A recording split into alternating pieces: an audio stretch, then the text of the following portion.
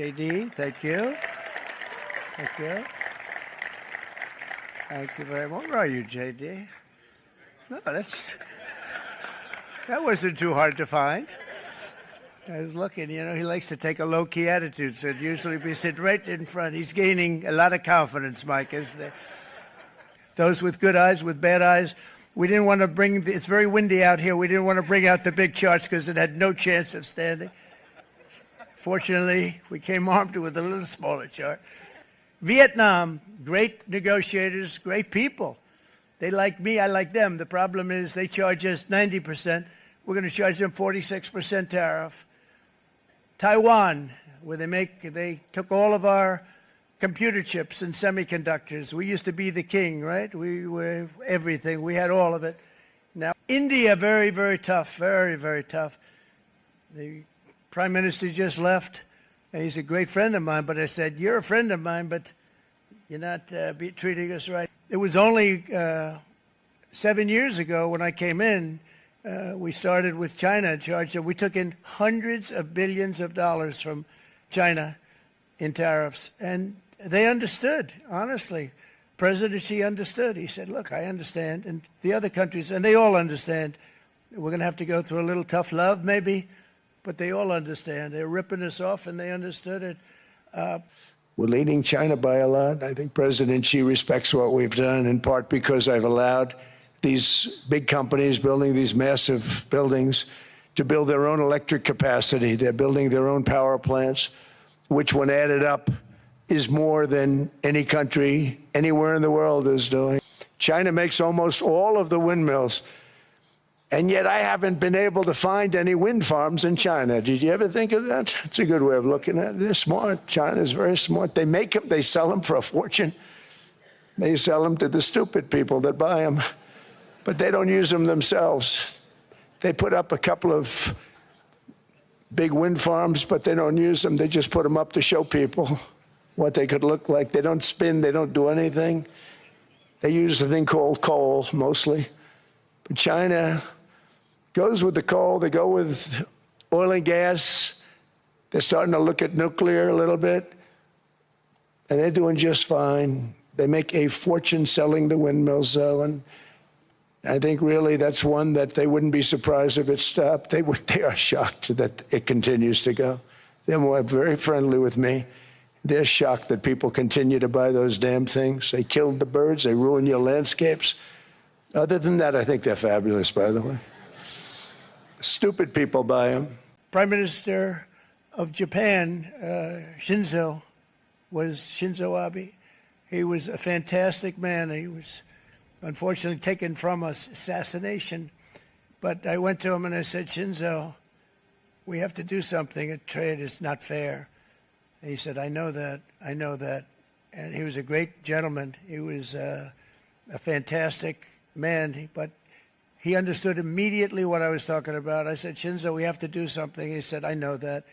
And we worked out a deal, and it would have been a much better deal. We're going to stop the Hutis, which were making tremendous. They like shooting ships down and out of the water, sinking ships. They get a kick out of it, but they're not getting such a kick out of it now, are they, Mr. Secretary? They're not getting such a kick out of that now. But likewise, an old-fashioned term that we use, groceries. I used it in the campaign.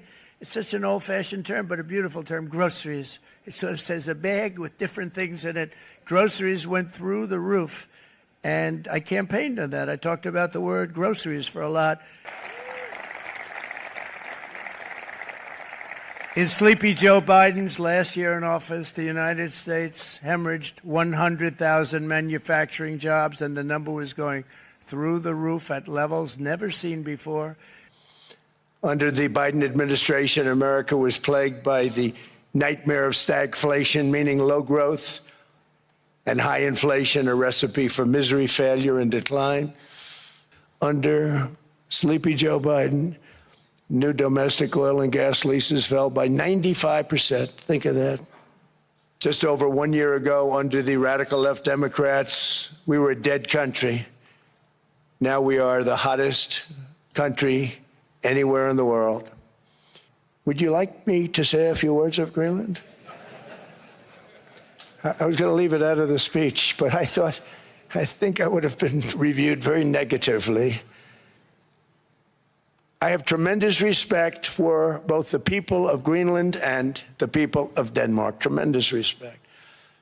But every NATO ally has an obligation to be able to defend their own territory. And the fact is, no nation or group of nations is in any position to be able to secure Greenland other than the United States. We're a great power, much greater than people even understand. I think they found that out 2 weeks ago in Venezuela. We saw this in World War II, when Denmark fell to Germany after just 6 hours of fighting and was totally unable to defend either itself or Greenland. So the United States was then compelled, we did it, we felt an obligation to do it, to send our own forces to hold the Greenland territory, and hold it we did at great cost and expense. They didn't have a chance of getting on it, and they tried. Denmark knows that. We literally set up bases on Greenland for Denmark. We fought for Denmark. We weren't fighting for anyone else. We were fighting to save it for Denmark. Big, beautiful piece of ice. It's hard to call it land. It's a big piece of ice. But we saved Greenland and successfully prevented our enemies from gaining a foothold in our hemisphere. So we did it for ourselves also. And then after the war, which we won it big. Without us, right now you'd all be speaking German and a little Japanese, perhaps. After the war, we gave Greenland back to Denmark. How stupid were we to do that? But we did it. But we gave it back. But how ungrateful are they now? Greenland is a vast, almost entirely uninhabited and undeveloped territory. It's sitting undefended in a key strategic location between the United States, Russia, and China. That's exactly where it is, right smack in the middle. Wasn't important nearly when we gave it back. You know, when we gave it back, it wasn't the same as it is now. It's not important for any other reason, you know, everyone talks about the minerals. There's so many places. There's no rare earth, no such thing as rare earth. There's rare processing, but there's so much rare earth. And this, to get to this rare earth, you got to go through hundreds of feet of ice. That's not the reason we need it. We need it for strategic national security and international security. This enormous unsecured island is actually part of North America, on the northern frontier of the Western Hemisphere. That's our territory. It is therefore a core national security interest of the United States of America. And in fact, it's been our policy for hundreds of years to prevent outside threats from entering our hemisphere, and we've done it very successfully. We've never been stronger than we are now. That's why American presidents have sought to purchase Greenland for nearly 2 centuries. You know, for 2 centuries they've been trying to do it. They should have kept it after World War II, but they had a different president. That's all right. People think differently. It's the United States alone that can protect this giant mass of land, this giant piece of ice, develop it and improve it and make it so that it's good for Europe and safe for Europe and good for us. And that's the reason I'm seeking immediate negotiations to once again discuss the acquisition of Greenland by the United States, just as we have acquired many other territories throughout our history. We never asked for anything, and we never got anything. We probably won't get anything unless I decide to use excessive strength and force, where we would be, frankly, unstoppable. But I won't do that. Okay? Now everyone's saying, oh, good. That's probably the biggest statement I made, because people thought I would use force. I don't have to use force. I don't want to use force. I won't use force. All the United States is asking for is a place called Greenland, where we already had it as a trustee, but respectfully returned it back to Denmark not long ago after we defeated the Germans, the Japanese, the Italians, and others in World War II. We gave it back to them. And all we're asking for is to get Greenland, including right title and ownership, because you need the ownership to defend it. You can't defend it on a lease.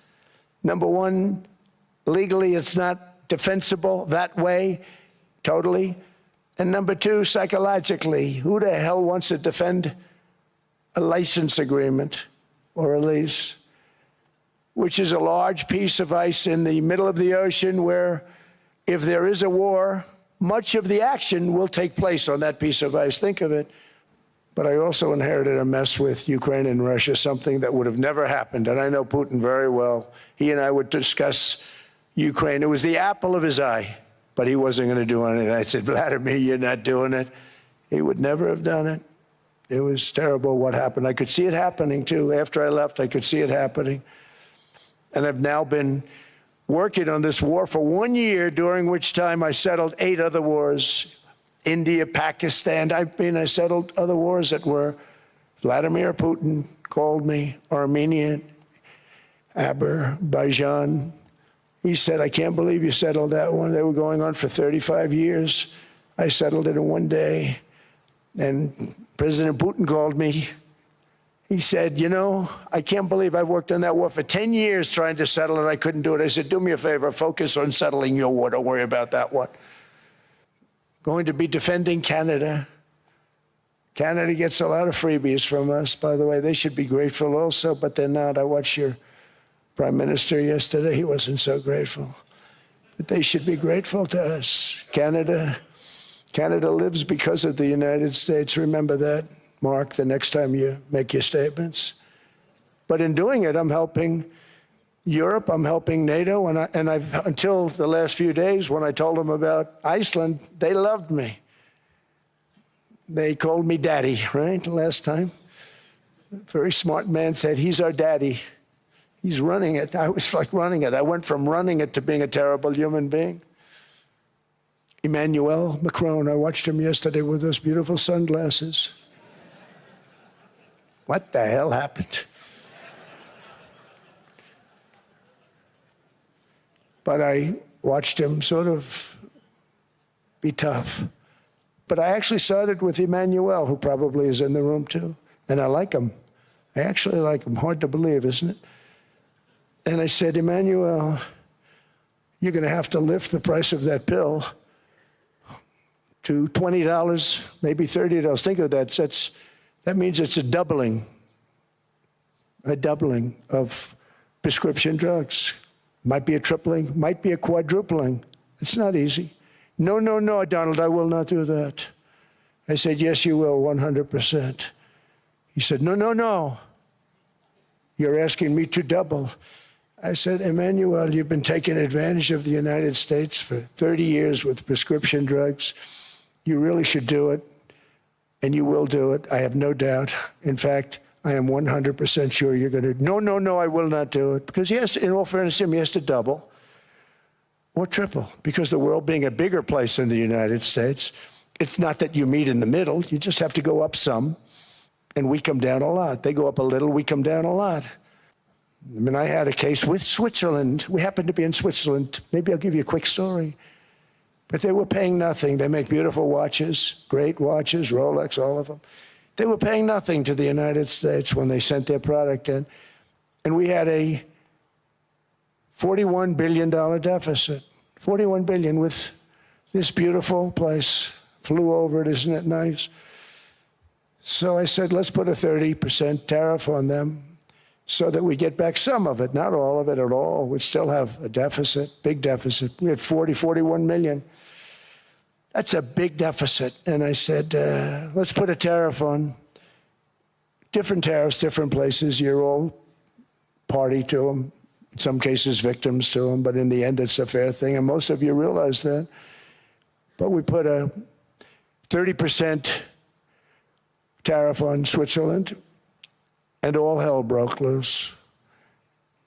They were calling, I mean, like you wouldn't believe. And I know so many people from Switzerland, incredible place, incredible, brilliant place. But I then realized that they're only good because of us.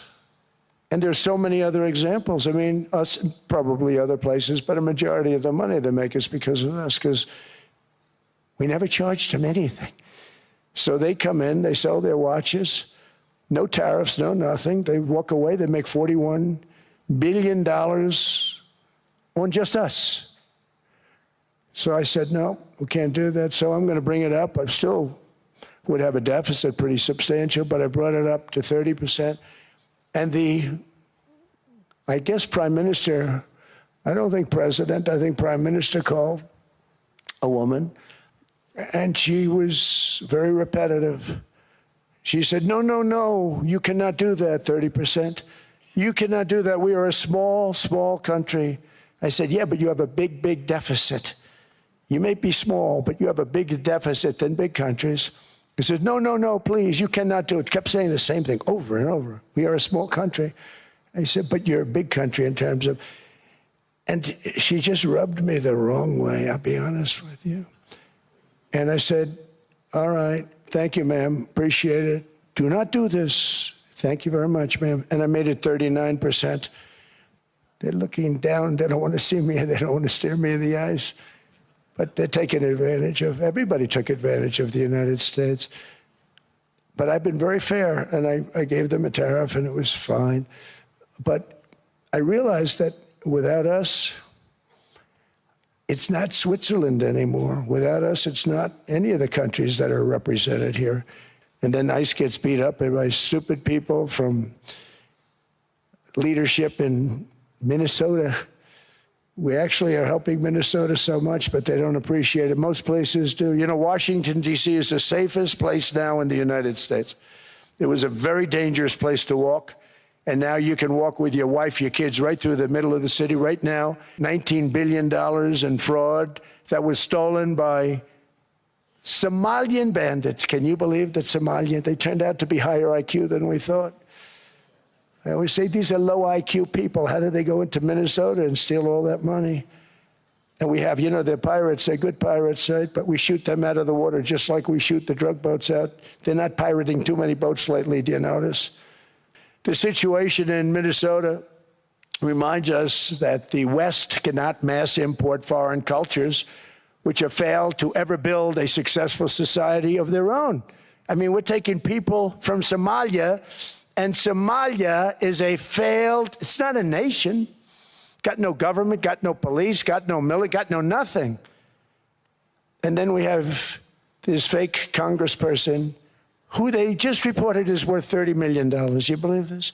Ilhan Omar, talking about the Constitution provides me. She comes from a country that's not a country, and she's telling us how to run America. Not going to get away with it much longer, let me tell you. The explosion of prosperity and conclusion and progress that built the West did not come from our tax codes. It ultimately came from our very special culture. This is the precious inheritance that America and Europe have in common. We share it. We share it, but we have to keep it strong.